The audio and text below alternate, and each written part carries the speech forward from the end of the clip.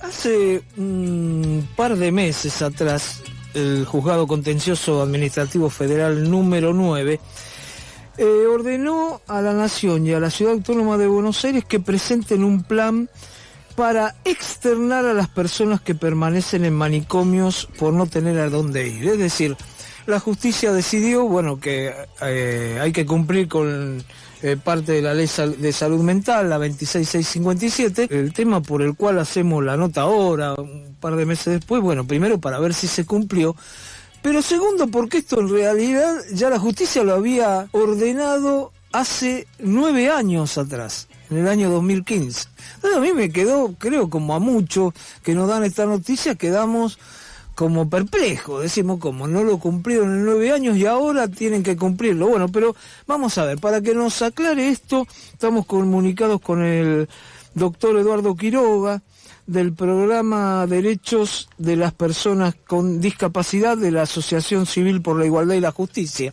Así, ¿qué tal, Eduardo? ¿Cómo estás? Hola, ¿qué tal? Buenas tardes. Bueno, muchas gracias por atendernos, ¿eh? No, un placer. Vos sabés, Eduardo, que, no sé si escuchaste, ustedes tienen que hacer esta presentación porque el fallo habían pasado 9 años y no se había cumplido. Exactamente, así como vos mencionabas, esta es una causa judicial que se inició hace ya 10 años, por el 2014, que tuvo una sentencia de primera instancia de este juzgado que vos mencionabas en el 2015 e inclusive una sentencia de Cámara que confirmó la sentencia de primera instancia en diciembre del 2015 también, que estableció justamente o reconoció los derechos de las personas que están internadas en hospitales psiquiátricos, siguen viviendo en estas instituciones, porque no hay dispositivos en la comunidad que les permitan salir de estos lugares, vivir en la comunidad como establece la ley de salud mental y obviamente seguir sus tratamientos de forma ambulatoria, etcétera. A pesar de que en ese momento, ya en 2015, la justicia reconoció que había muchas personas en esta situación, es decir, en situación de alta, pero seguían internadas, le ordenó a la Ciudad de Buenos Aires y al Estado Nacional, al Ministerio de Salud de Nación y de la Ciudad, que realice las políticas públicas, las viviendas, los dispositivos que tenga que llevar a cabo para externar a estas personas. Sin embargo, nos encontramos, como vos mencionabas, casi 10 años después, en la misma situación que estábamos hace 10 años cuando se inició la causa. Claro. Las jurisdicciones, tanto Nación como Ciudad, no avanzaron prácticamente en cumplir con la sentencia y esto inclusive hizo que se le ordenen reiteradas oportunidades desde el 2015 hasta ahora y se le impusiera una multa tanto a la ciudad como a Nación, que en esta última presentación, en esta última resolución a la que vos hacías referencia, se aumentó a 10.000 pesos por cada día que pasa sin que cumplan con la sentencia. Ajá. Y eso ahora, porque el anterior también tenía, creo que eran 3.000 pesos con la sentencia anterior, me parece. Sí, exacto. Pero no lo pagan eso, lo pagan y prefieren pagarlo que ver, porque que cumplir con una ley, que inclusive todo eso estaba en la ley, acá en la ciudad, en la 448, la ley de salud mental, ¿no? Que hablaba de que tenía que haber casas de medio término y que la idea era externar, desmanicomializar, y también lo dice la ley nacional. ¿Cómo es esto? Es así como vos mencionabas, inclusive antes de este proceso judicial, ya las leyes, tanto de la Ciudad de Buenos Aires como después la ley nacional, que es de 2010, establecían justamente que el Estado tenía que hacer estos dispositivos, las casas de medio camino, o brindar soluciones habitacionales a las personas internadas y dispositivos comunitarios que permitan la atención de su salud mental de manera ambulatoria y no de internación. Sobre todo acá estamos hablando de una población que no tiene ningún criterio de internación, que es lo que vuelve el caso aún más grave todavía. Es decir, son prácticamente detenciones ilegales, porque las personas están encerradas en hospitales psiquiátricos sin tener criterio de internación y además no pueden salir de ellos porque no tienen a dónde ir afuera de estas instituciones. A pesar de lo que establecía la ley, esta situación se mantenía, había muchas personas que estaban institucionalizadas por largos periodos de tiempo, por años. Después llega la sentencia judicial que confirma justamente la situación y a pesar de la sentencia judicial, a pesar de las leyes y a pesar de la multa, que en un momento empezó en 200 pesos y ahora es de 10.000, las jurisdicciones no avanzan y no la cumplen, es decir, desoyen abiertamente la orden judicial. Ujú. Y esto es muy grave porque hace que muchas personas continúen internadas en esta situación que mencionamos. Y también algo que vos mencionabas es la multa, en definitiva, termina siendo insignificante para la gravedad del problema y en relación con la inversión pública que debería hacer el Estado para habilitar este tipo de dispositivos. Hoy le sale más barato al Estado incumplir la sentencia judicial que crear dispositivos para garantizar los derechos. Uh-huh. Y Eduardo, con esta nueva resolución, ustedes que son los que han presentado la última presentación y son los que han logrado este resultado positivo, ¿ustedes han logrado hablar con funcionarios o han tenido contactos que le digan, bueno, esto lo vamos a hacer de acá en 2 años, lo tenemos, está planificado, o directamente no, queda así? Sí, queda nada más que la resolución y listo? No, la verdad es que nosotros la información que obtuvimos, ya sea a través de la causa judicial y a través de pedidos de información, por ejemplo, es que hoy no existe ningún programa o ningún plan destinado a la creación de estos dispositivos. Inclusive el tiempo que le dio la justicia, tanto a la Ciudad de Buenos Aires como a Nación, para presentar en la causa lo que este plan, este programa, que obviamente, como vos mencionás, no pueden crearse inmediatamente, podría ser un programa escalonado de crear determinados dispositivos, etcétera, no se presentó, es decir, incumplieron con la orden judicial. El Estado Nacional hizo una presentación, pero no es pertinente para lo que se le solicita, mientras que la Ciudad de Buenos Aires no solo incumplió el primer plazo sin presentar información, sino que además se la intimó nuevamente para que cumpla, y nuevamente dejó vencer ese plazo sin presentar nada en el expediente. Uh-huh. Así que esa es la situación en la que estamos. El año pasado el Estado Nacional había presentado un programa de construcción de viviendas en la colonia Montes de Oca, sí, para las personas específicamente internadas en ese hospital, y también un programa nacional para crear dispositivos en las provincias, donde el Estado Nacional financiaba la construcción de los dispositivos a través del Ministerio de Obras Públicas y las provincias proporcionaban los terrenos, por decirlo de alguna manera. Uh-huh. Bueno, ese plan, si bien se presentó en su momento, no tuvo grandes avances durante el año pasado, no se acreditó la construcción de los dispositivos, uh-huh, y este año directamente no se continuó con ese plan. Claro. Así que en la práctica, digamos, ni la ciudad ni Nación tienen en sus proyectos o en sus políticas priorizada esta línea, digamos, de creación de dispositivos habitacionales para la externación. Claro, lo preocupante de esto es que es transversal, ¿no? Porque pasaron gobiernos nacionales 4, el gobierno de Cristina, el gobierno de Macri, el gobierno de Alberto Fernández y este gobierno, y todos tuvieron la misma actitud, más allá, digamos, que el gobierno anterior planteó un programa y lo dejó ahí, ¿no? Pero eso es lo más preocupante, ¿no? Que ya parece que es un problema de Estado. A veces cuando dicen no hay políticas de Estado, acá tenés una política de Estado, ¿no? Sí, la verdad es que sería necesaria una política transversal y a largo plazo que trascienda las gestiones, ¿no? Porque en definitiva, claro, la construcción de dispositivos, la transformación de los hospitales psiquiátricos y demás, no es algo que se hace de un día para otro. La Ley Nacional ya tiene 14 años, uh-huh, la Ley Nacional de Salud Mental. Claro. Sin embargo, los avances son bastante heterogéneos en diferentes puntos del país, y hoy en día, desde el Estado Nacional, por lo menos no hay ninguna intención, digamos, de avanzar con el cumplimiento más de estructural, como te mencionaba, y lo que observamos son situaciones diferentes según las provincias, ¿no? Está dependiendo más de las provincias si avanzan o no en el cumplimiento de la ley que algo articulado a nivel nacional entre Nación y las provincias, o en este caso entre Nación y la Ciudad de Buenos Aires, que son en particular las dos demandadas en el caso este. Claro, acá están demandadas la Nación y la Ciudad de Buenos Aires.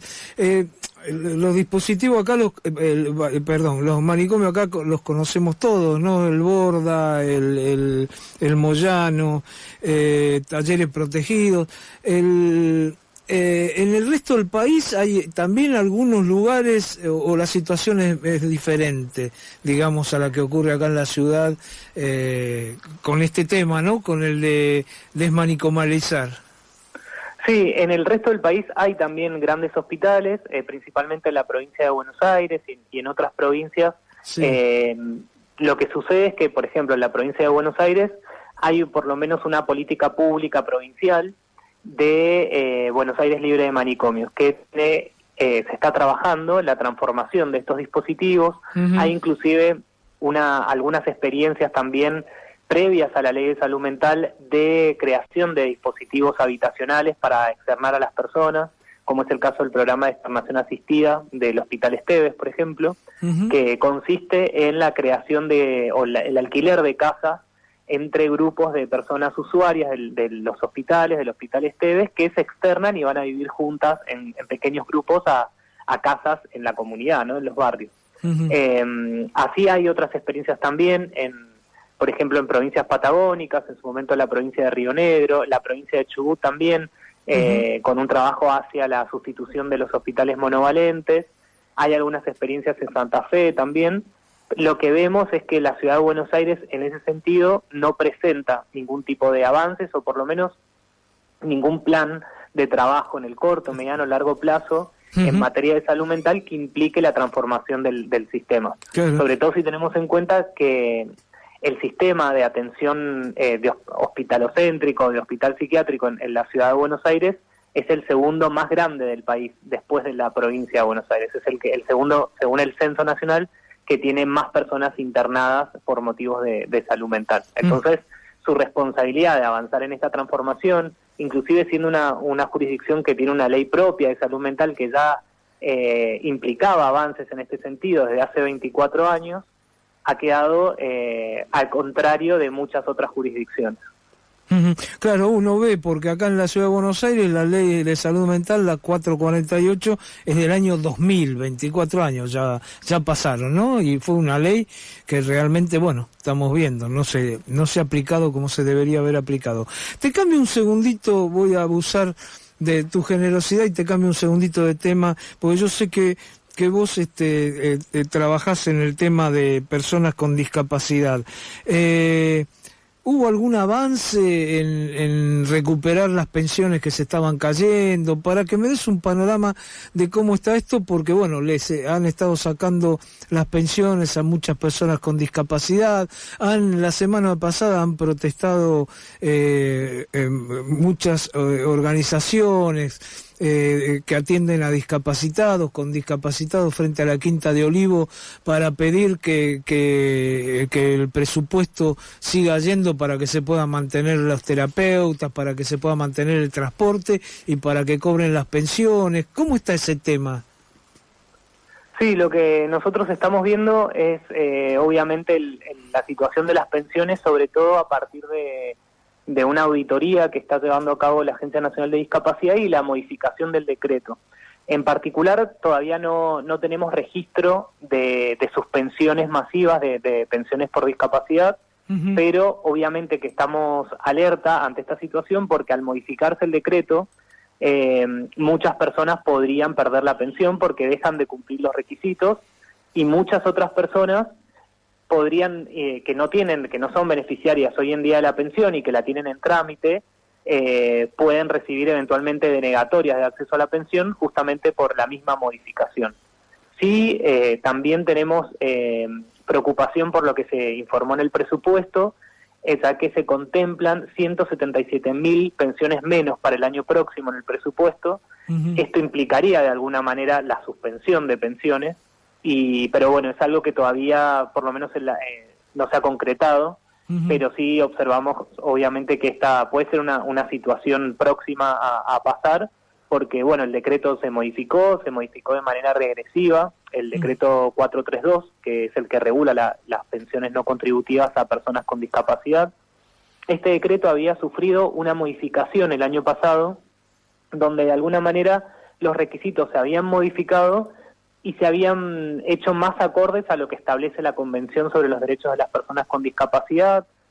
Con esto me refiero a que se había eliminado la incompatibilidad de la pensión con el trabajo, ya que las personas podían por lo menos recibir otros ingresos y además cobrar la pensión. Se había eliminado también el criterio de medir la discapacidad o la capacidad laboral de las personas, que era algo muy discriminatorio. Las personas solo podían acceder a la pensión si tenían un 76% de incapacidad laboral, lo que obviamente implica considerar personas que son aptas o no aptas para el trabajo, que está además recomendado por la Convención y por el Comité sobre los Derechos de las Personas con Discapacidad que Argentina quite ese tipo de requisitos, y sin embargo ahora se volvieron a establecer. Nuevamente se hace un decreto más restrictivo para el acceso a pensiones y presenta, como decía antes, la posibilidad de que muchas personas que quizás no cumplen con ese porcentaje de capacidad o incapacidad laboral, entre comillas, o que tienen un trabajo pero que es un ingreso insuficiente y necesitan la pensión, pierdan la posibilidad de seguir cobrando la pensión o no accedan a ella. Así que es una situación muy grave. Muchas personas, incluso que cobran la pensión, tienen acceso al programa Incluir Salud, lo que les garantiza determinadas prestaciones, y perder la pensión implicaría también la pérdida del programa Incluir Salud. Entonces, bueno, un poco también por eso las personas con discapacidad, sus familiares, están preocupados y manifestándose. Eduardo, este gobierno tiene una característica que es toma 2 o 3 casos que ocurren porque realmente nuestra sociedad tiene algunos problemas en algunos sectores de corrupción, toma 2 o 3 casos que por ahí pueden aparecer de discapacitados que no eran, y con eso engloba todo, ¿no? Y lo utiliza como diciendo, están todos robando, ¿no? ¿Ven eso ustedes? Exactamente, lo que nosotros observamos por lo menos es que a veces se utilizan determinadas situaciones particulares que inclusive nosotros no tenemos corroborado que sean reales. Digamos, por ejemplo, está el acceso a la pensión presentando radiografías de perros y demás, que es algo que se difundió mucho. Lo que eso en definitiva genera es una percepción social sobre el manejo de una prestación, como es el caso de la pensión no contributiva, que parecería otorgarse libremente a cualquier persona o de manera fraudulenta o corrupta. Y por lo menos el análisis que nosotros tenemos hecho en relación al número de personas que cobra la pensión, en relación con el número total de personas con discapacidad, no pareciera ser una cifra exorbitante para nada. Hoy en Argentina aproximadamente el 20,3% de personas con discapacidad cobran la pensión. El 20,3% del total de personas que viven en Argentina con discapacidad cobrarían la pensión, o sea que menos de la mitad, casi el 80% de personas con discapacidad no cobra la pensión en Argentina, lo que nos mostraría de alguna manera que no es un número exorbitante. Después, por supuesto, que si se registran casos donde se accede a la pensión de manera fraudulenta, está bien que el Estado lo audite, investigue, claro, y eventualmente suspenda el pago de esa pensión. Pero no es algo que nosotros observemos o de lo que tengamos conocimiento, para nada. Está muy claro. Eduardo Quiroga, yo te agradezco mucho por esta comunicación, todo muy claro, y la verdad que nos resolviste algunos temas que nos preocupaban, que ahora nos preocupan un poco más, pero los conocemos mejor. Te agradezco mucho. Bueno, muchas gracias a vos por la comunicación y también por el espacio para comentar y tratar estos temas. Un abrazo grande. Hasta luego.